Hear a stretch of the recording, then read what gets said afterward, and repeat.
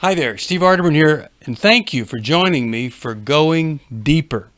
And we're going to do a little series here, and if you have never been through a divorce, or you don't plan to, or you don't want to, this can still be awfully helpful. But what we're going to do is we're going to take a look at the 12 steps in the recovery from divorce. Now, I really do believe that there are some things beneath the things in all of us. And if you don't know somebody that is divorced or is about to or needs some help in this area, then you probably don't have any friends at all, because it's a pretty high percentage of folks who have been through divorce. And what we want to do is, if it's you, if you're the one, we want to give you some insight and some hope and help in that healing process. Now, one of the tricky things in doing something like this is that some people, you would say, I had to. I had no choice. Every option had been given to this person and they did not respond. I hear you.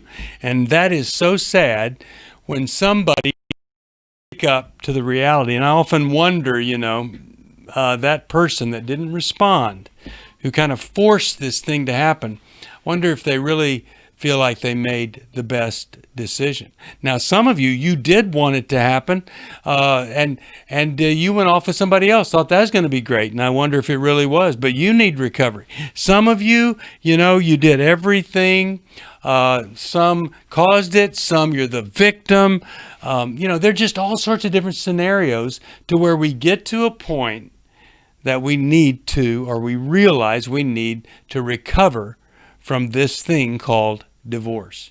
Whether I caused it, whether I was the victim, whether I was entitled to it, whatever, I know this, that it's when we don't do a recovery from it, we don't experience some restoration from it, whatever side we're on or angle we're at, then more likely am I going to be miserable, live with some feelings that I don't like and God doesn't want me to experience, even though other people might argue with that. And I just never, ever get back to the great life that God has for me.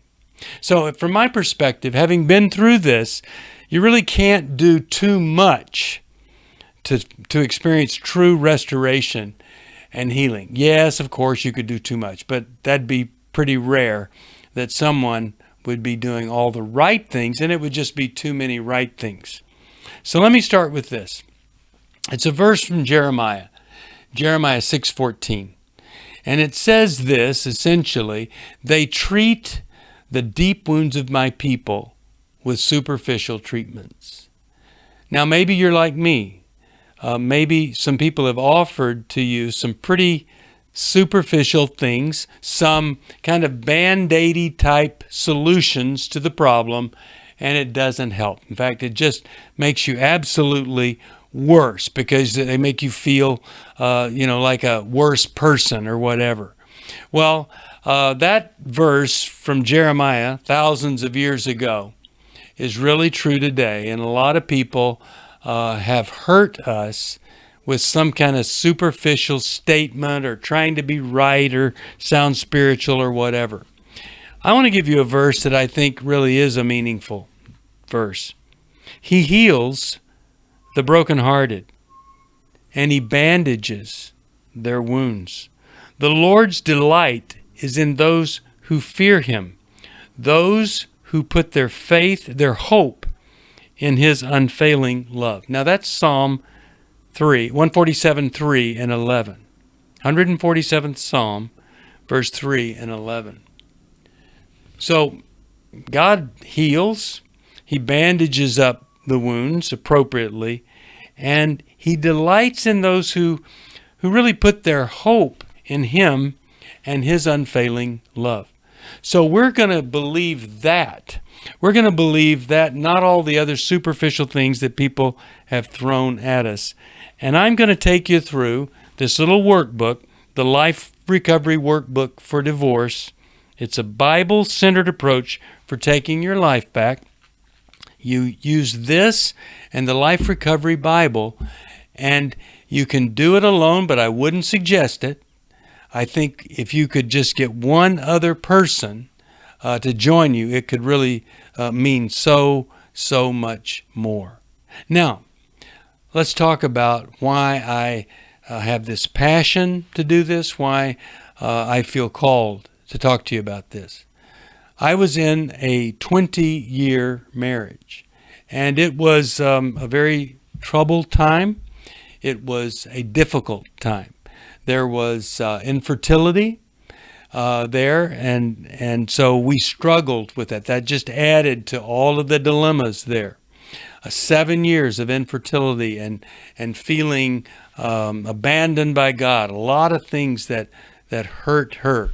And on my part, insensitivity or some Asperger's and attention deficit and all sorts of things that were thrown in there that I wasn't getting adequate help for, that could have helped if I had.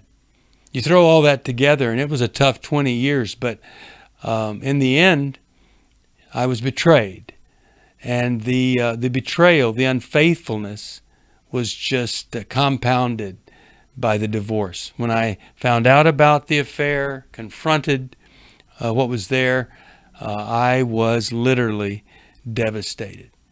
And it took me, people said to me that it would take about 5 years for me to recover. And, I got better in different stages.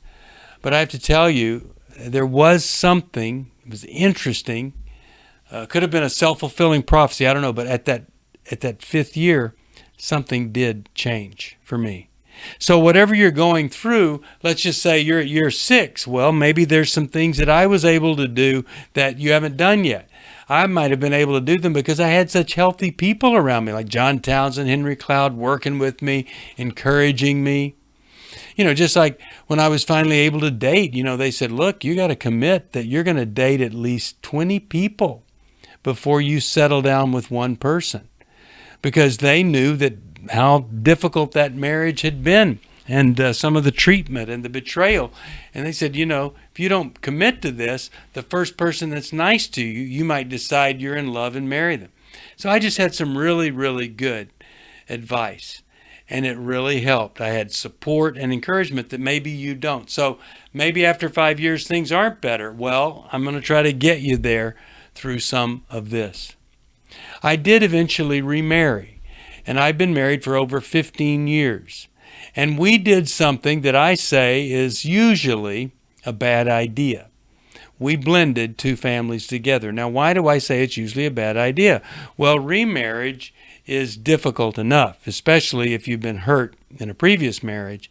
But then you bring children into this, and it can really, really make things so bad that it becomes a mistake. You think things like, oh, won't it be wonderful for our children to live in this other place?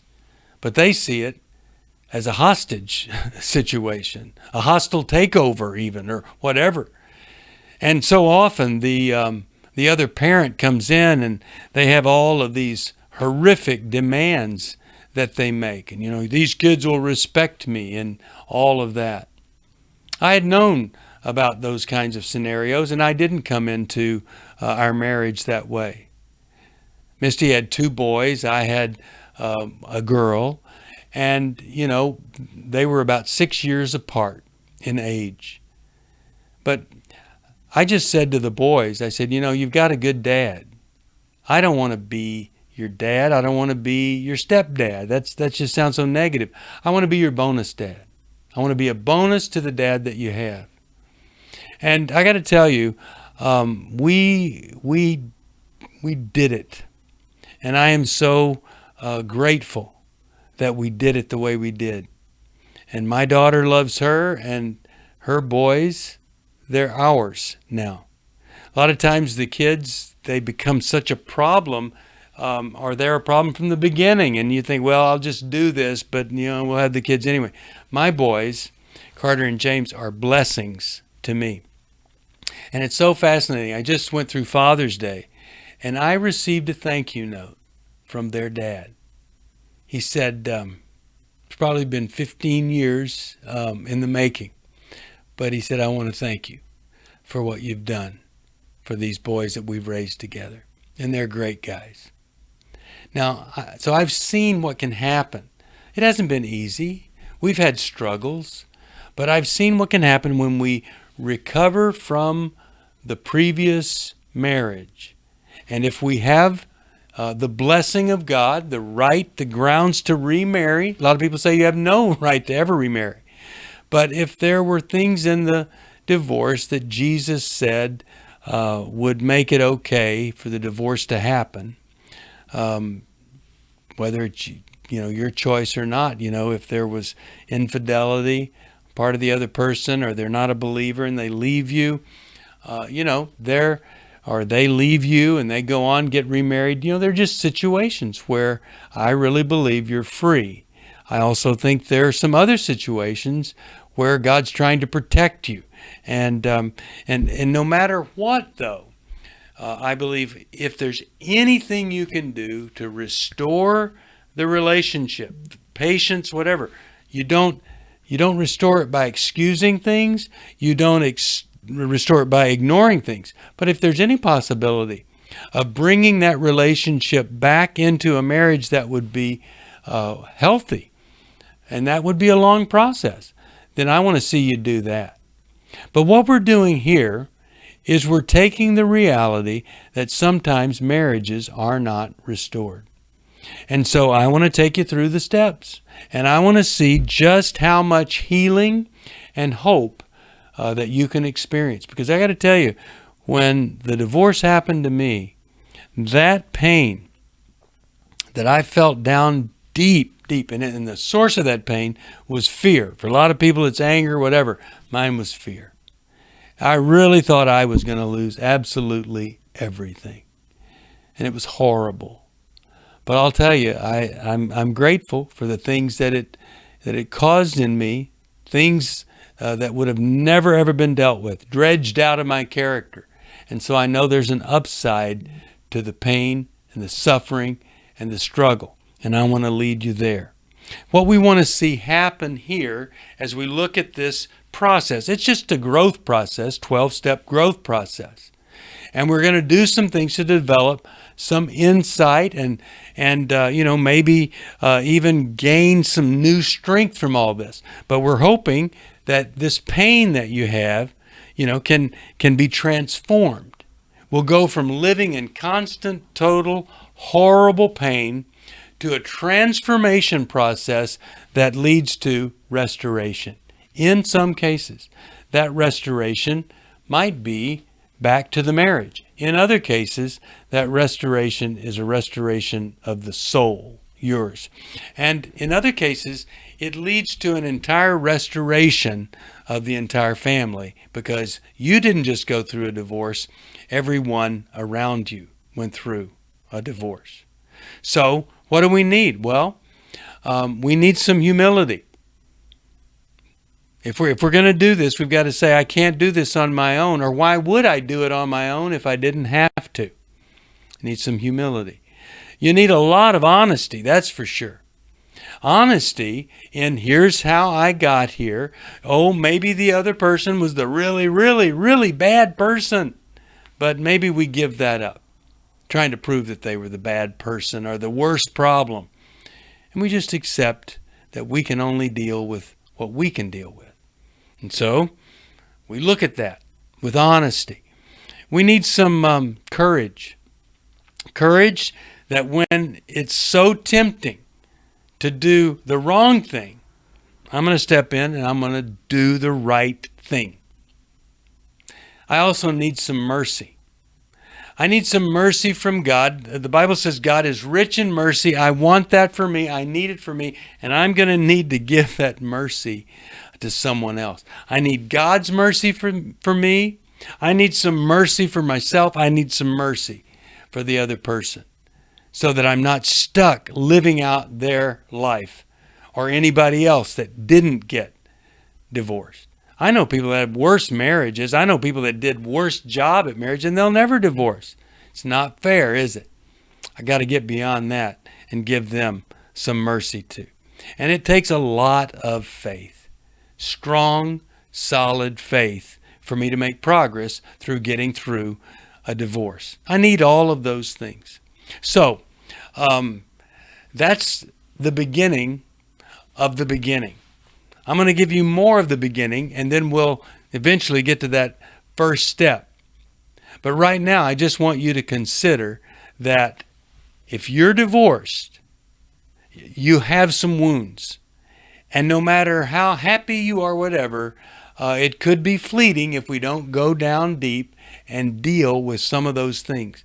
Things that led you to choose the person, things that led to conflict, things that you experienced now after the divorce. That's what I want to do. I want to provide some hope and healing and help for you, and we'll continue that next time. But thank you for tuning in, and if you know someone that's divorced and you know they need a little help, maybe they've been divorced for 10, 15 years, please ask them to tune in here, because I want people to experience restoration and healing. So thanks for going deeper. I encourage you, whether divorced or not, go a little deeper in what's beneath all this stuff that's on the outside.